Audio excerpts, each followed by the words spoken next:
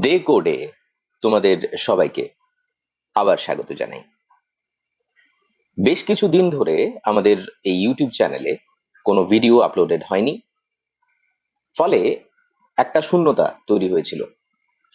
আমরা এই মাস থেকে অর্থাৎ জুলাই মাস থেকে পুনরায় এই বিষয়টির দিকে সচেতন থাকছি যে আমরা যেন নিয়মিত কিছু না কিছু ভিডিও আপলোড করতে থাকি, যাতে তোমাদের এই বিষয়গুলোর আলোচনা, জীবন নিয়ে চর্চা, অর্থনীতি নিয়ে ডিসকাশন এগুলো চলতে থাকে। আজকে আমরা যে টপিকটা বেছে নিয়েছি আমাদের আলোচনার, সেখানে আমরা রাখবো একটা অর্থনৈতিক পরিকল্পনা, একটা ইকোনমিক প্ল্যানিং, যেটা আমরা পার্সোনাল ফিন্যান্সের সঙ্গে জড়িত কয়েকটা বিষয়ের উপরে আমরা আলোচনা করব, যেটা খুবই বেসিক, খুবই সাধারণ, এবং আমরা বেশিরভাগ মানুষ এটাকে ফেস করি, আমরা এটার সম্মুখীন হই এই পরিস্থিতির।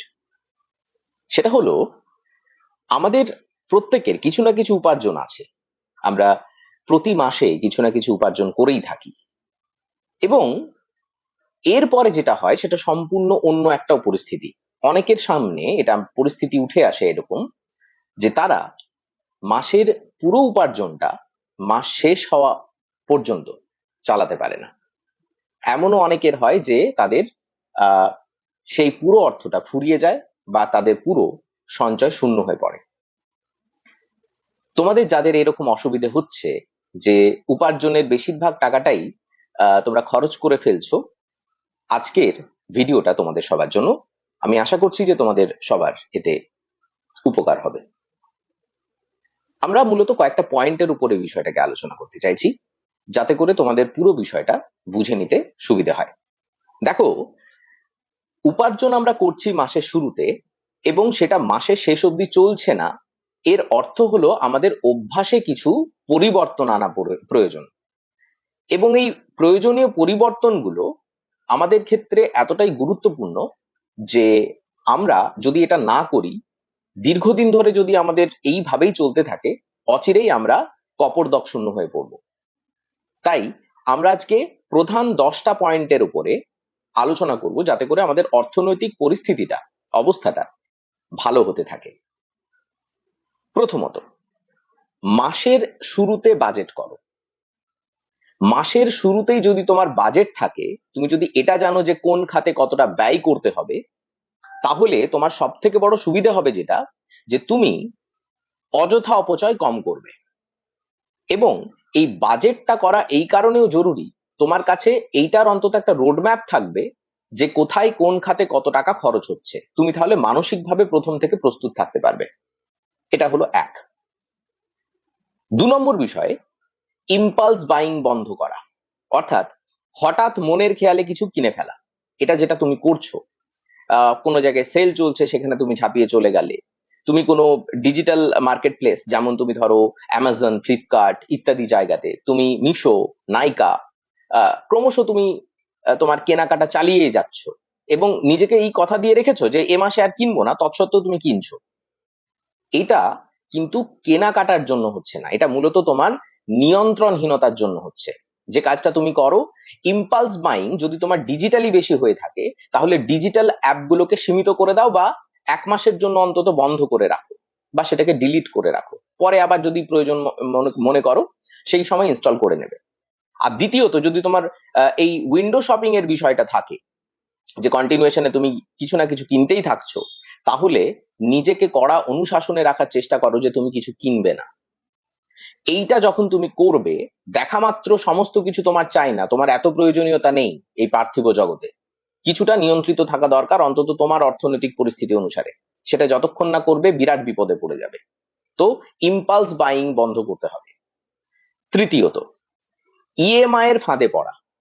আমরা দেখেছি যে সামাজিক স্তর আমাদের মেনটেন করতে গিয়ে, যেটাকে আমরা সোশ্যাল স্ট্যাটাস বলি, সেটা দেখাতে গিয়ে অনেক সময় আমরা এমন কিছু কেনাকাটা করে ফেলি যেটা পরবর্তী ক্ষেত্রে কিন্তু আমাদের ইএমআই এর ফাঁদে ফেলে দেয়। ইএমআই এর অর্থই হলো মূল অর্থের থেকে তোমাকে বেশি টাকা সেখানে কিন্তু দিতে হবে দীর্ঘ কয়েকটা মাসের কিস্তিতে। তো সব থেকে আগে দেখো যে জিনিসটা তুমি কিনছো সেটা সত্যিকারের প্রয়োজনীয়তা আছে কিনা। যদি প্রয়োজনীয়তা থাকে অন্য বিষয়, যদি একান্তই প্রয়োজনীয়তা না থাকে, যেটা 90% বেশি মানুষের থাকে না, সেই ক্ষেত্রে চেষ্টা করো সেটাকে স্কিপ করতে। সেখানে তুমি যেন সেই টাকাটা না ফাঁসিয়ে দাও। ইএমআই থেকে বাঁচতে হবে, কারণ সেটা উই পোকার মতো ধীরে ধীরে তোমার পুরো সঞ্চয়টাকে খেয়ে ফেলবে। সুতরাং ইএমআই থেকে বাঁচো। 4 নম্বর, খুব গুরুত্বপূর্ণ বিষয়, সেটা হচ্ছে এমার্জেন্সি ফান্ড না রাখা। এ নিয়ে বিস্তারিত আমরা আলোচনা করব। এমার্জেন্সি ফান্ড কি, কিভাবে সেই এমার্জেন্সি ফান্ডকে আমরা ক্রিয়েট করতে পারি, কেন দরকার, কতটা দরকার, আমরা সেই বিষয়ে আলোচনা করব অন্যান্য ভিডিওতে। এরপরে এই জিনিসগুলো আসতে থাকবে। কিন্তু আপাতত একটা জিনিস বুঝে নাও, তোমার যেটা আয় এবং তোমার যেটা ব্যয়, এই দুটো সম্পূর্ণ ভিন্ন জিনিস।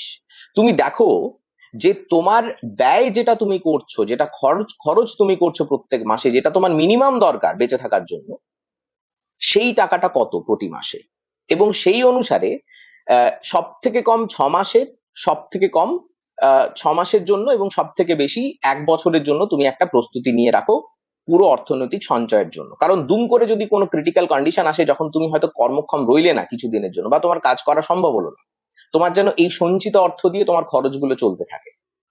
এটা হচ্ছে এমার্জেন্সি ফান্ড। সাপোজ করা যাক তুমি 10,000 টাকা তোমার প্রত্যেক বছর তুমি খরচ করো, বা তুমি প্রত্যেক মাসে ধরা যাক 10,000 টাকা খরচ করো। তার মানে হলো 6 মাসের জন্য তোমার অন্তত 60,000 টাকার একটা এমার্জেন্সি ফান্ড রাখা দরকার।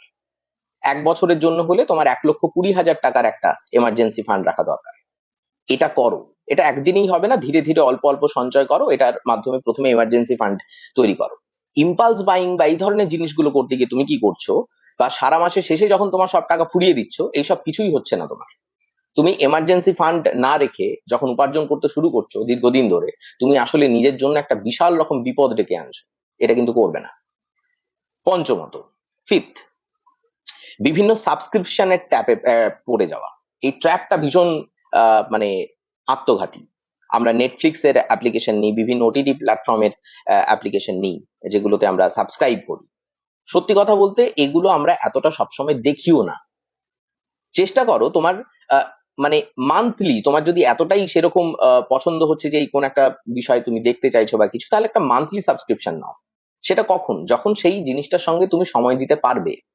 সাধারণত আমরা যখন একটু বাড়িতে থাকি কোনো ভেকেশনে বা কিছু, তখন আমরা এই জিনিসটা নিতে পারি। তাতে করে আমার সারা বছরের সাবস্ক্রিপশনটা অন্তত নিতে হয় না, আমাদের কিছুটা হলো অনেকটা সঞ্চয় হয়ে যায়।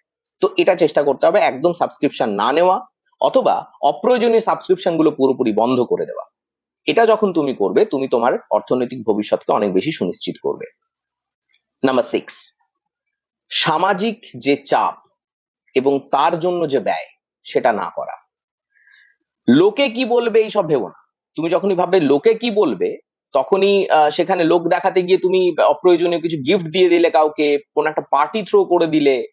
আহ এই সামাজিক চাপ নেবার তোমার নেই। তুমি সামাজিক মানুষকে সামাজিকভাবে সন্তুষ্ট করতে আসোনি এই পৃথিবীতে। তুমি মূলত আগে নিজেকে তৈরি করো, নিজেকে দেখো, নিজের অর্থনৈতিক ভবিষ্যৎকে পোক্ত করো। যখন তুমি এটা পারবে, তখন তুমি তোমার জন্য একটা খুব পোক্ত আহ অর্থনৈতিক ব্যক্তিত্ব, নিজের একটা পোক্ত অর্থনৈতিক ভিত্তি তৈরি করবে। সোশ্যাল প্রেসারে প্রেসারাইজড হবার নেই। অ্যাবসলিউটলি ফ্রি থাকো এই সমস্ত জিনিস থেকে, তাহলে তোমার দেখবে অযথা ব্যয়গুলো অনেকটা কমবে। নাম্বার 7, একটা রুল আছে অর্থনীতিতে, তুমি যাই রোজগার করো না কেন, সাপোজ করা যাক তুমি মাসে টিউশন করে 1,000 টাকা রোজগার করছো, চেষ্টা করবে অন্তত যেন 30% সেভিংস থাকে। অর্থাৎ প্রতি মাসে 300 টাকা করে তুমি সেভ করো। 700 টাকার ব্যয় হোক, অসুবিধা নেই, কিন্তু 300 টাকার তোমার সেভিংস যেন হয়, অর্থাৎ 30% তোমার যেন সেভিংস এ যায়। এরপর তোমার ইনকাম যেমন, তার 30% ধরে তুমি চলবে। কেউ যদি 10,000 টাকা রোজগার করে, তার অন্তত 3,000 টাকা সেভ করা দরকার। কেউ যদি 1,00,000 টাকা রোজগার করে, তার অন্তত 30,000 টাকা সেভ করা দরকার। এই সেভিংসটা যদি না থাকে, তাহলে কিন্তু তার ভীষণ রকম বিপদ হয়ে যাবে। যদি তার লিকুইড মানির প্রয়োজন পড়ে যায়, প্রয়োজনে সে কিন্তু বের করতে পারবে না। তো এই রুলটা ফলো করবে। প্রত্যেক মাসে যখনই টাকা ঢুকবে, যখনই ইনকাম আসবে তোমার কাছে, সঙ্গে সঙ্গে তার 30% কে আলাদা করে সরিয়ে রেখে দাও। বাকি 70% এর উপর যা করবে করবে। ইভেন বাজেট প্ল্যানিং থেকে শুরু করে তোমার যা যা কিছু খরচ পাতি আছে, ওই 70% এর উপর ধরো। এতে করে তোমার কিন্তু একটা ভালো, তুমি নিজের জন্য প্র্যাকটিস গ্রো করতে পারবে ওভার দ্য টাইম। 8 নম্বর, প্রত্যেক দিনের খরচকে ট্র্যাক করো। ডেইলি এক্সপেন্স ট্র্যাকিং বলে এটাকে।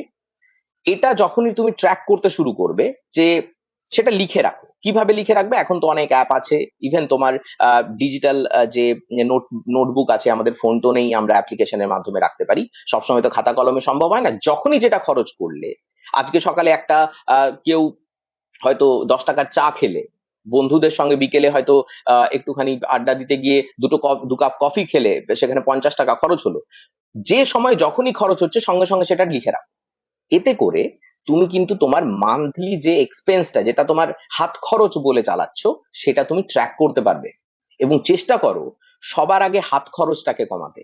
হাত খরচ করবে কিন্তু প্রয়োজনের বাইরে নয়, কারণ এই মুহূর্তে তোমার অর্থনৈতিক পরিস্থিতি খুব খারাপ। আগে তোমার নিজের অর্থনৈতিক পরিস্থিতিকে ভালো করতে হবে। এই প্রসঙ্গে একটি কথা বলে রাখি, আমরা কেয়ার অফ লাইফের একটি ক্লাস করছি।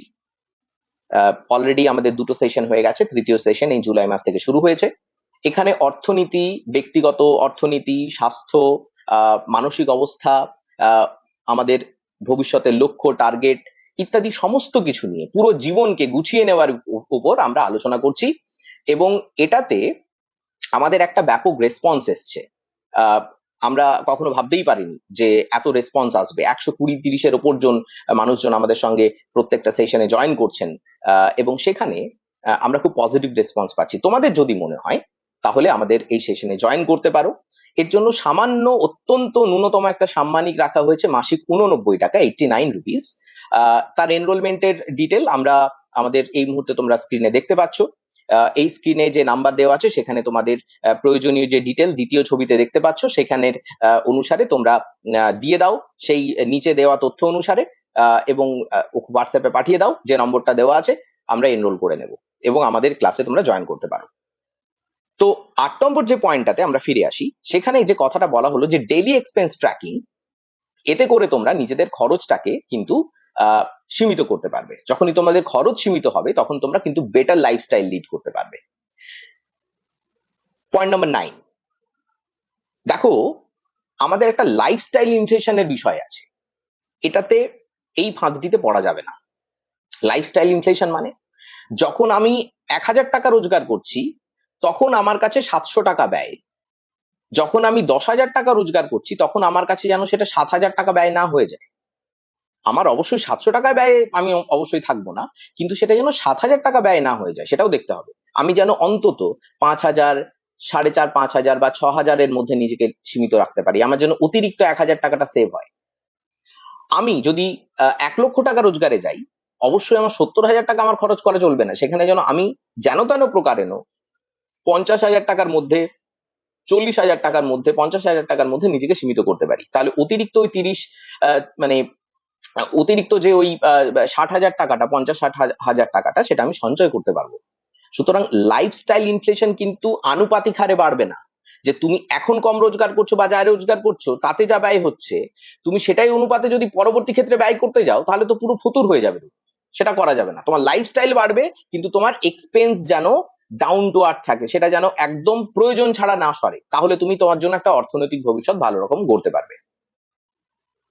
মানে বেশি দামি জামা, ফোন ইত্যাদি এইসবে ব্যয় করা যাবে না প্রাথমিকভাবে। আগে নিজের অর্থনৈতিক পরিস্থিতিটাকে ভালো করে নাও, তারপরে সেখানে তুমি খরচ করতে পারবে।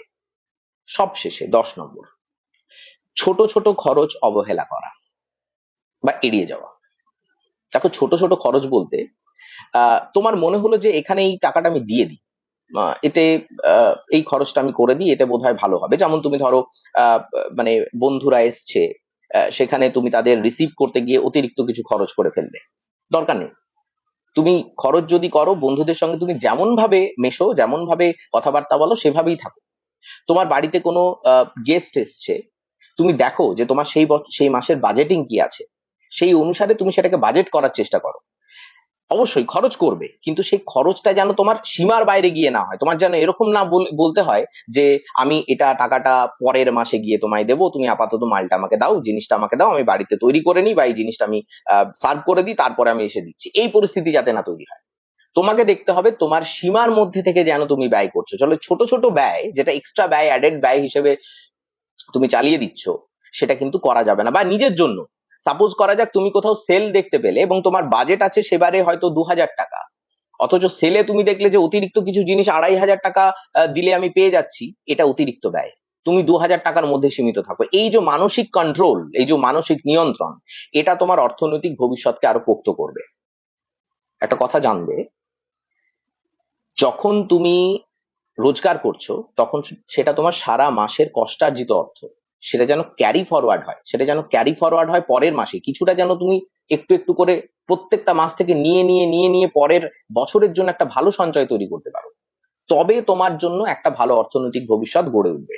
না হলে প্রত্যেক মাসে মাসের শেষে এসে টাকা ফুরিয়ে যাওয়া, এটা কিন্তু খুব একটা ভালো লক্ষণ নয়। আমি আশা করব যে 10টা পয়েন্টের উপর আমরা আলোচনা করেছি, তোমরা এখানে এই বিষয়টাতে অনেকটা বুঝতে পেরেছো, তোমাদের সিদ্ধান্ত নিতে সুবিধা হবে। তোমাদের যদি কিছু জানার থাকে, বলার থাকে, নিচের কমেন্ট বক্সে জানাও। আমরা অবশ্যই তোমাদের সঙ্গে কন্ট্যাক্ট করার চেষ্টা করব, তোমাদের উত্তর দেওয়ার চেষ্টা করব। ভালো থেকো, লেগে থাকো, জেদে থাকো।